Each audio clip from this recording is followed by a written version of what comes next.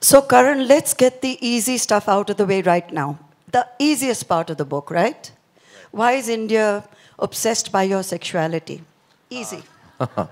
Well, that's for some reason, as I said, the word conjecture is a word I use very often on my talk show. Well, that is because when people don't have final answers, they tend to kind of, browse around the topic always. And so have I. And but in the book, I've said what I've felt the need to, and I've said it in a way that I felt I needed to express it. And there's really nothing more to say. So I think that every answer anyone's looking for is in the book.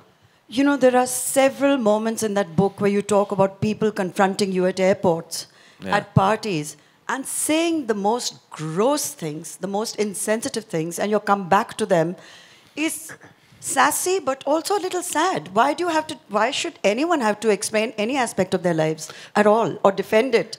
I think Why? people sometimes, when you're in the celebrity zone, I think people tend to sometimes just not know what to say.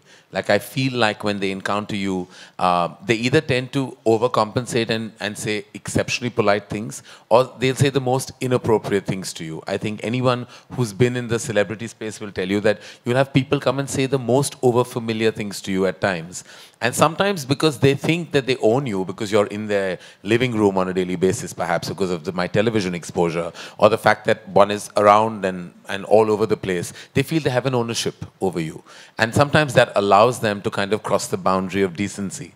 And they'll say things that are inappropriate.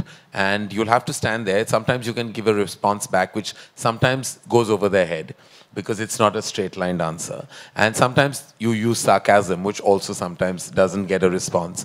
Sometimes all you do is just, like Shah Rukh told me the other day, that now when people say things, he just nods. Because there's nothing else to say. Sometimes you just nod because people say the most bizarre things, and sometimes it's members of the fraternity, sometimes it's members of the media within the fraternity, sometimes it's random strangers at an airport, and you have to just deal with it. There's nothing you can do. You can't. At least I'm not the guy who's going to start getting into a fight, because I don't think I'll have the ability to handle it if I was at the receiving end.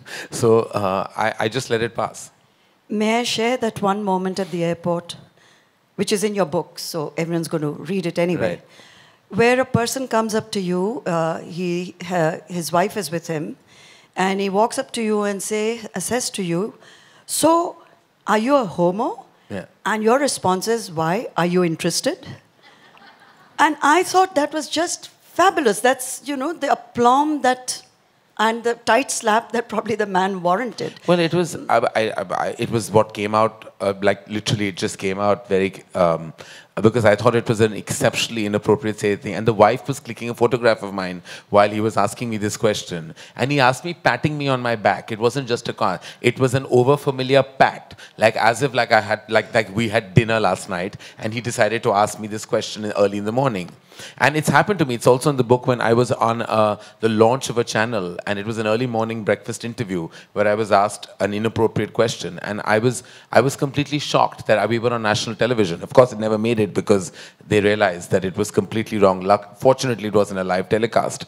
But sometimes you just wonder whether people just don't have the sensitivity or the decency, or use language to ask a question that may not come across inappropriate. There are various ways. I'm a member of the media myself. I host a talk show. And I know sometimes when you want to kind of ask something, you can circumvent it with words and vocabulary. You don't suddenly just go out there and ask in the pretense of being completely candid, or then irreverent, or perhaps overfamiliar. You can now click on the link in the description below to download the official Bollywood Backstage app. Don't forget to subscribe to Bollywood Backstage.